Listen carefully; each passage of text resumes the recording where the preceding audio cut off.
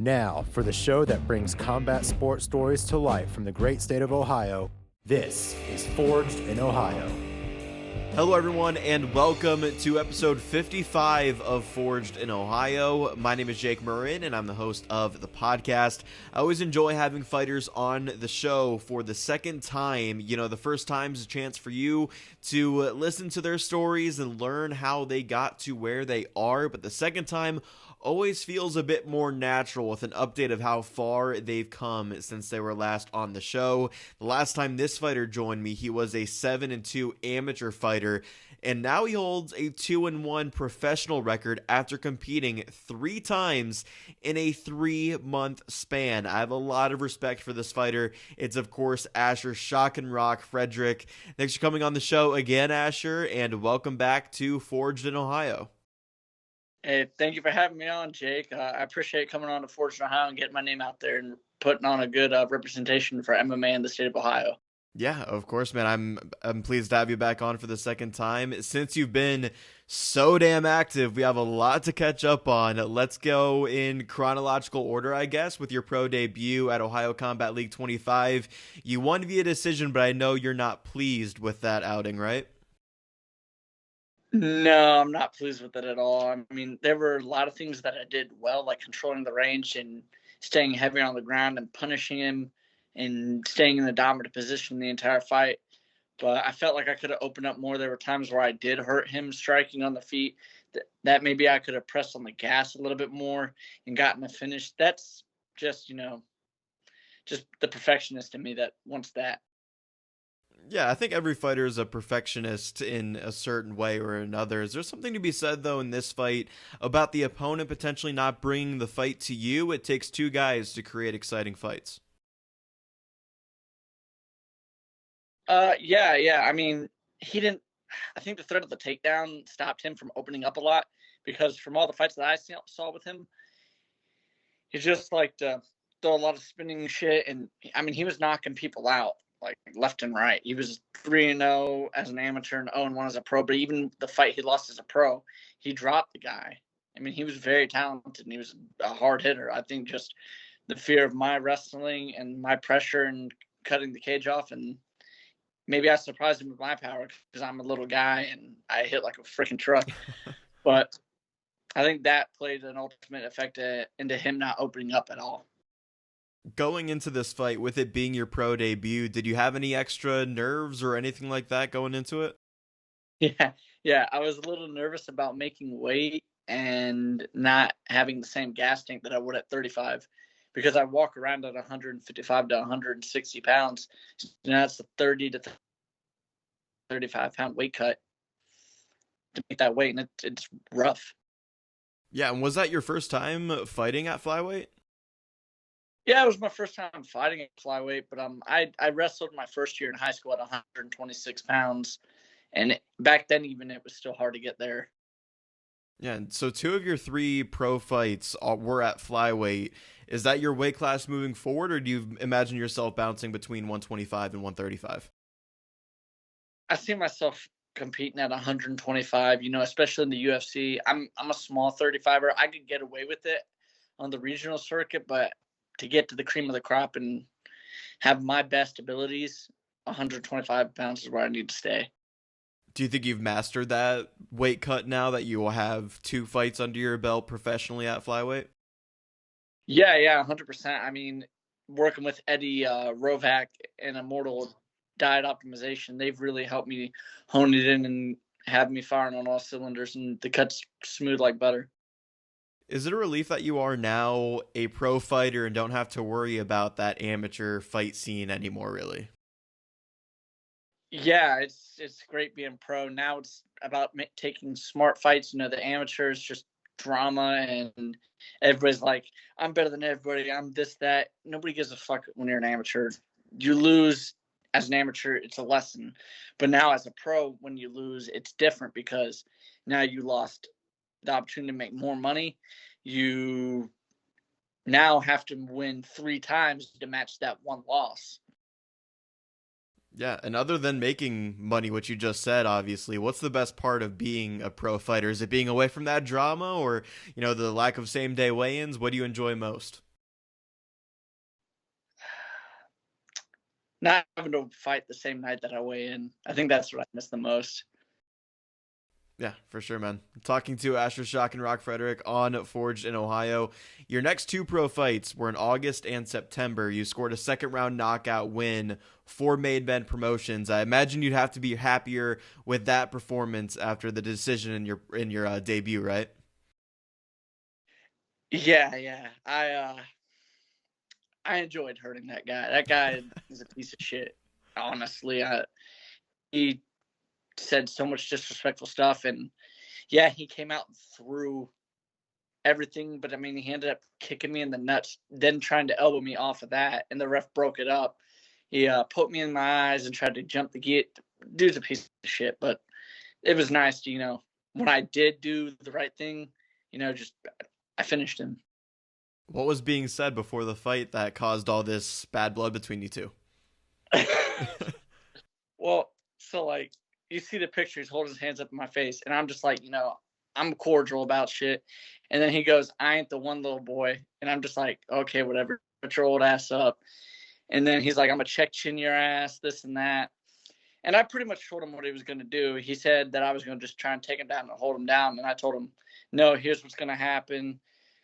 I'm gonna beat you up on the feet. You're gonna shoot. It's not gonna work. You're gonna try and pull guard. I'm gonna fuck you up for it. And essentially, I did do that in the fight. But back to him talking shit, he just kept being a punk. And then as I was about to leave with my buddy Skylar Bray, who was working my corner that night, he basically said I was gonna bury you next to your mom. And right then, like you don't say shit like that. And I wanted to kick his ass right then and there, but Skylar was like, calm down, bro, relax. You don't need, just kick his ass tomorrow. And then I went out the next night, broke his ribs, and made him look like a bitch in front of all of his friends and family. And I'm just happy about that. Yeah, as you should be. Do you like when fights, I mean, that to that extent it's a bit too much, but do you like when fights are somewhat personal and you do have that bad blood? Does it get you more motivated, or do you not like fighting like angry like that in the cage? I mean, there's benefits, to fighting angry and, fighting calm. I like to fight just, my mind goes on autopilot when I'm fighting. I just hear my coaches and I do what they tell me to do. And, it's like fighting open form. It's not, when you fight with anger, you load up, you overcommit, and you're so eager to hit them and cause pain. But like, you saw how it worked for Conor McGregor 10 years ago with Jose Aldo, and then the rest is history. Were there any of the talks after the fight between you and that guy? No, I didn't realize he was going to retire. So like, I just helped him take off his gloves, but like, and then I got the fuck out of there. But he tried to hand me some bum ass weed, and I just like was not, fuck that shit. Yeah, fair enough, man. So walk me through that finish that came only 29 seconds into the second round. So he blew his wad trying to, be Superman in front of his home crowd. Then the second round came out, and I, just started circling. I blasted a head kick, and he barely blocked it. Then he tried to circle and cut me off. I circled out again, ripped his leg, and then sat down with a cross to the body, and then a hook up top. And then he fell, and then he was on one knee trying to get up, and he goes, stop. And I just jumped on him. I started hitting him. So after the first round, did you know you kind of had him where you wanted him, and the finish was going to kind of come soon there in the second round? Yeah, because he was running into my straight left. It was just me having to see it and then believe in it. That's was just what ended up setting up the finish, just following up after the initial shot. And did you have the fight in September booked for APFC before that second fight, right? Yeah, I did, man. Does that put any type of pressure on you to come out of the fight for Made Men Promotions healthy so you could compete at a high level again in just a month's time? Yeah, honestly, I tried to pull out of the fight in August because APFC told me if I lost, they would pull me from the card, which is respectful. You want to protect the integrity of a card. And so when I tried to pull out, West Virginia told me they would suspend me, and then I wouldn't be able to fight in September. So I was put into a situation that was my own doing, but it paid off. And there was a lot of pressure, but I thrive on pressure. So were you relatively unscathed after that fight, the second one? Yeah, I was good, man. All right. Well, I think I only got hit like one time. well, definitely good to But hear. yeah. We'll talk about the result of the fight in a moment, but what did it mean for you to compete for APFC? Because many people had to actually tag you on social media for you to get that opportunity, right? Yeah, man, it was amazing. They treated me amazing, and I'm super grateful. Just to even be able to show my skills underneath their banner because it was on UFC Fight Pass. So a lot of people were watching. Now a lot of people know who I am, and it was amazing. I was treated with respect by them, and there was like none of this stupid regional games where you're brought in as a favorite or it was fun. Do you feel like you belonged on that big fighting stage, like in Indiana for APFC? Oh hell yeah! Me and Jose, the guy I fought. I mean, we were trying to finish each other the entire fight, and you clearly saw two guys who are young and hungry that want to fight. Yeah, so you lost the fight by unanimous decision, but what's your assessment of how you did out there, of just the fight in general? Well, it actually turned out to be a split, which was in the moment I was like, huh, a little confused. But after I rewatched it back, the biggest things that I did wrong, I glued myself to the mat in the first round, and I didn't utilize the butterfly hook and the overhook and the underhook to try and get up. Because when you see the second round and he didn't shoot, I ended up clipping him and hitting him, and then he threw a spinning back kick, it missed, and then I mean that whole fight was just insane.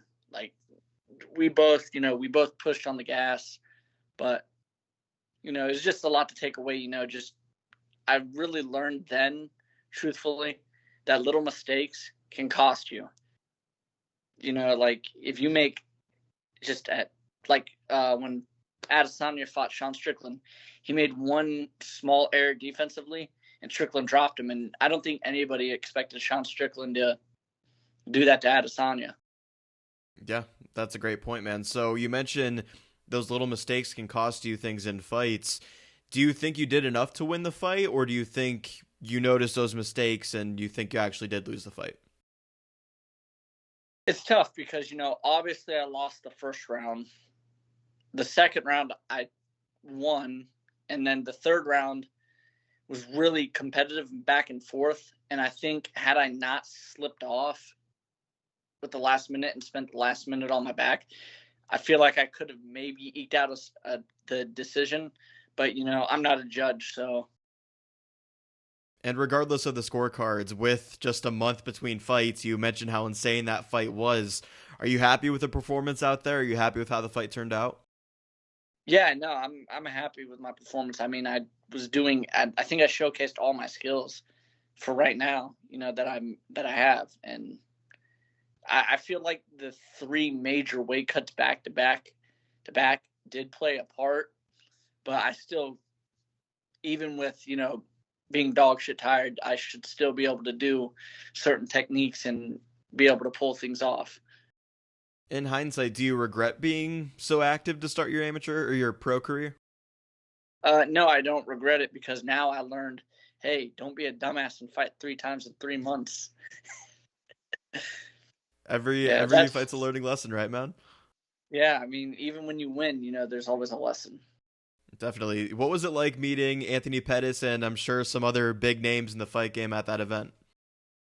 It was pretty cool. Anthony Pettis is, pretty cool. Cain Velasquez is pretty cool. Bilal Muhammad, he's all right. It was just cool. It's good to see guys at that level, and it just being like, you're no different than me. We both have the same hunger.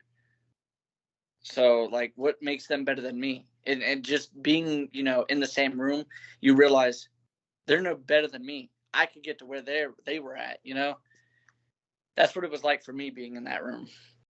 Why is Bilal Muhammad just all right and not cool? He's just a little biased, but he's a good fighter, though. Don't get me wrong. But just being a little biased On commentary, you mean? Yeah. Gotcha. Once again, this is Asher Shock and Rock Frederick with us on Forged in Ohio. So it's been 2 months since that last fight. Are you trying to slow things down now? And if so, how difficult is that? Because I'm sure you want to get rid of that bad taste in your mouth from that loss. It's hard. My ego is like, go out there, go fight somebody, And, I may fight next month, but it's like, I want to because I have that fire in me. But I think it's a smarter decision to just be patient, work, get better, develop new skills, and just, keep progressing. Are there coaches at Ronin or even Immortal saying, hey, we have to kind of slow things down, start progressing in the gym before you actually go out there and take your 4th fight? Yeah. I mean, Josh is obviously going to be very critical in my game because he's my main coach. My uncle, Vitor, is just putting little things in teammates being like, hey, try this, maybe do this, and just working and picking up different tricks. If it was up to you, when would you like to fight next? I mean, you're feeding the ego right there. Man, I'm cool with fighting, next month. Or, it could be in the middle of March or April. Shit, I may not fight until the end of next year. I'm okay with it. I love fighting's the easy part. It's just training that, it's a grind that nobody wants to do and people take breaks and times off. And I don't like to take time off. Even if I'm not competing, I'll still be in the gym training like a madman because I want to be at that level. Is it difficult to train when you don't have that fight ahead of you, when you don't have something booked to train towards? Oh, no. No? No, I have that internal motivation, man. All right. I like to hear it, man. So 3 pro fights, all 4 different promotions. Do you know where you would fight next? Well, if I fight next month, it'll be for Ohio Combat League. I'm thinking maybe APFC said they'd like to have me back on in the future. So, just maybe some shows on Fight Pass or, more bigger regional shows. That way, maybe I get to 4, 5, 6 wins. Maybe I get a contender series shot. Do you want that second crack at the APFC? Oh, hell yeah.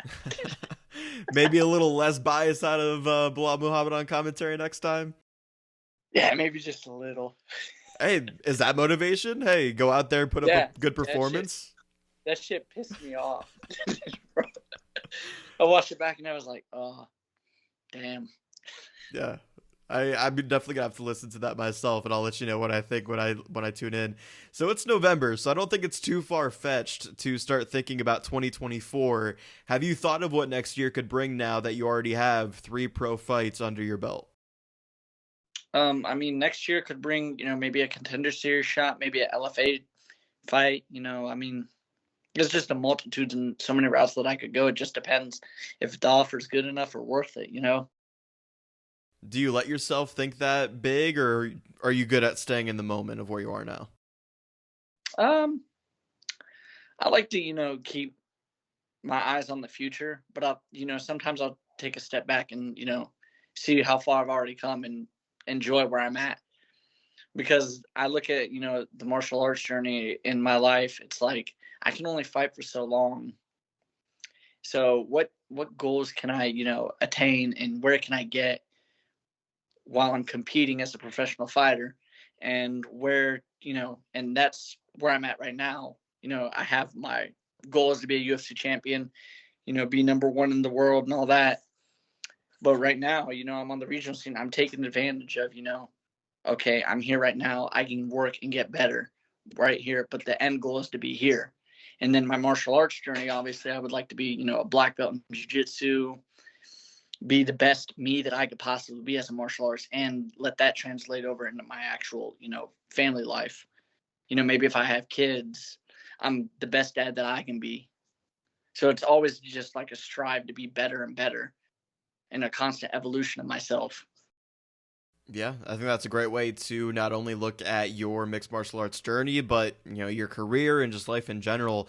Do you ever falter away from that sometimes? I know, with the mixed martial arts journey comes a whole different side mentally, right? Is it hard to stick to that and stay disciplined and train every day? Because sometimes I'm sure it can take a big toll on you. Uh, it's not really a discipline issue with, staying, wanting to train and stuff. That's all easy, but I think maybe the diet would be probably the hardest part, is because, like, I'm a big boy, and I'm cutting, like, almost 40 pounds every time I fight. So it's just, it's changing my lifestyle, the way I'm eating. That's probably the hardest part. Yeah, definitely. I think one of my favorite moments in Forged in Ohio's history is when Miles Robinson fought and was talking about eating cheeseburgers after his fight and how his opponent was taking cheeseburgers away from him. So for you, what's your go-to food after a fight, or even before a fight? What's your go-to food, especially when you're having to weight cut down to 125 pounds? Oh, the weight cut while I'm cutting is sleep. That's my favorite meal. But my go-to meal, like, after I weigh in, will typically be an acai smoothie bowl from Smoothie King, with oats, the acai, whatever the hell you call it, strawberries, bananas, peanut butter drizzle, blueberries, and almonds and coconut. Just a little bit of carbs, fruit to hydrate. And then I have this little drink that I make, and I drink 2 gallons of it, and that really gets me hydrated. I drink that over the next 48 hours before I fight. And then in the morning when I wake up, I'll eat, toast with tomatoes, eggs, avocado, and then I'll also have a bowl of oatmeal with some yogurt and some fruit in it, and then just keep drinking my rehydration drink. How heavy do you usually get after fights? Well, when I go into the cage, I'm typically, right now, I've been going in about 48, 49. But my last fight, because I did all the, rapid weight cuts in 3 months, I ended up going in at like 136 flat, which was really weird. But, right now I'm like 160 pounds. Is that a hard toll on you? I didn't even ask about the weight cuts in that 3 month span. Having to do that consistently, how hard was that for you and your body? The first cut to 25 was pretty easy, which was weird. The cut to 35 sucked, and then I turned into Skeletor making 25 for my last fight. Yeah, so, I could only imagine. I have a feeling that it's just I'm going to keep looking like Skeletor for a while. Does the mood change when you're weight cutting too? Oh, dude, I'm so crabby when I'm cutting weight. It's bad, actually. Yeah. My girlfriend doesn't want to be around me. My family doesn't want to be around me. My friends are all like, "You're such an asshole." My coworkers are like, "What's wrong with you?" And I'm just like pale and freaking frail. Yeah, your teammate Max Metzger says the same thing. When he's cutting weight, you want to be anywhere but around him. So I totally get it. A couple of oddball questions here at the end, man. What happened to the hair? What happened to the long hair? It just got too much for me, man, which sucks, but I just needed a break for a while. Give me middle of next year, I'll be back with my luscious locks. So your last 2 fights, I believe, were with the short hair. And I asked you the first time you were on, does the long hair get in your way during fights? Are you enjoying fighting without the long hair? Yeah, actually, I am. I kind of am, man. I feel like when I have the hair, my endurance is insane, but when I cut the hair, I have more power in my stamina. But it's a trade-off, because it feels like when I have more power, I have less stamina. But the hair's coming back. The hair's coming back. Yeah, it'll be back for a couple fights next year, I promise. All right, sounds good, man. I like what you're rocking now. No complaints, but I just know the hair was definitely a staple and was curious as to why it went away. Last one, man. I have trained inside an MMA gym once in my entire life. It was over the summer with you and Ryan down at Ronan Training Center. I was hoping for striking and got a full wrestling session that night. I gained a ton of respect for you guys, but my question for you, Coach Asher, 100% honest, if you remember, tell the audience, how did I do? I mean, it was rough, but I mean, I think we did double legs that night, and you actually were getting it down by the end of practice. I do remember that. You were getting the technique down. Thanks. Well, I appreciate that. It was definitely rough. remember the one experience. So I was in there, and the big thing was putting the ear in the armpit, right? Mm-hmm. And the guy I was going with was sweaty as hell. And I'm not a huge germaphobe, Asher, but that kind of got to me when I put my ear in his armpit. My beard on the side was just wet. I know exactly what guy you're talking about too. That's just, man. I wouldn't want my ear to be or on that either. Yeah, I'd say that's my only complaint. But other than that, man, like I said, I gained a lot of respect for you guys and what you do, and that was just an amateur lesson. So, I mean, really, I've got a long way to go, especially if I'm trying to do that more and more. Before we wrap up, though, man, is there anything you want to shout out in terms of social media handles, sponsorships? The floor is yours here at the end. Yeah, man, I'd like to just take a moment to shout out all my sponsors like Second Nature Supplements, Wrestler Nation Apparel, Turp House Farms, Punch Gunk, and just the gyms I train at, Ronin Training Center, VO2 Fitness, my training partner Skylar Bray, Max Metzger, Mark Antonelli, Kobe Woodall, Mustafa Abramani, just everybody at Ronin, man, and all the gyms that I cross-train at, and everybody's helped me get to where I'm at in this journey so far. Absolutely, man. I can't wait to follow this journey further.